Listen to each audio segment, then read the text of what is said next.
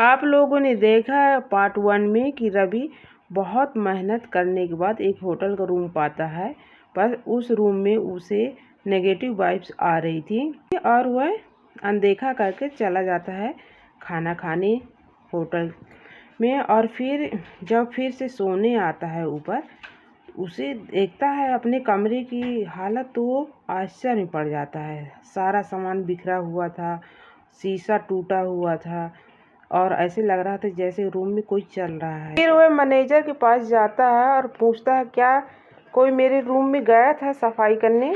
पर मैनेजर झूठ बोल देता है, बोलता है हाँ शायद कोई गया था। और वह आदमी फिर से अपने रूम में आ जाता है। वो सोचने लगा कि अगर कोई सफाई करता तो एक ऐसी मेरी कमरे की हालत कैसे रहती। और वह सोच ही रहा था कि अचानक उसे फिर से बहुत तेज़ सी आवाज़ ऐसी आई जैसे कोई दरवाज़ा तोड़ रहा है। वो डर के मारे बाहर निकला और रूम से भागने लगा।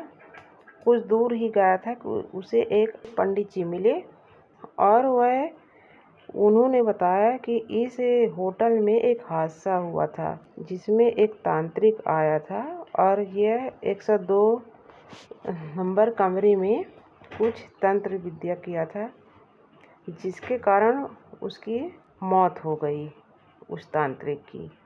और उसकी रूह, उसकी आत्मा वहीं पे है। जो भी उस कमरे में रहता है उसे वो ऐसे ही परेशान करता है और परेशान करता भगाता है या फिर मार ही देता है। पंडित जी उनके बताए अनुसार वो आदमी बहुत डर गया और वो सोचा कि अब मैं पैसा भी जमा कर दिया हूँ, अब मैं क्या करूँ, आधी रात को कहाँ जाऊँ। तो पंडित जी ने उसे एक तहवीज़ दी और बोले, रात के लिए तुमको एक तहवीज़ तुम्हारा साथ देगी और जाओ रूम में चले जाओ।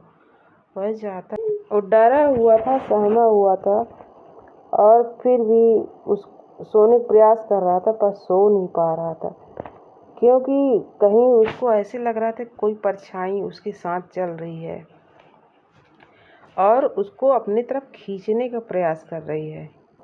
अचानक उसको बहुत ही भयंकर एक भूत दिखा। उसका तो होश ही उड़ गया भाई। पर फिर भी वो किसी तरह भगवान का नाम लेते हुए वहाँ से भागने का प्रयास किया कि अचानक गेट बंद हो गया, वो भाग न सका। फिर वो खिड़की खोला, किसी तरह खिड़की से जंप मारकर भागा वहाँ से। क्योंकि वो तहवीज़ पहना हुआ था इसलिए भगवान की कृपा से वो बच गया और वह खिड़की से कूद के अपनी जान बचा ली। मेरे वीडियो को लाइक करें, शेयर करें, सब्सक्राइब करें। Thank you.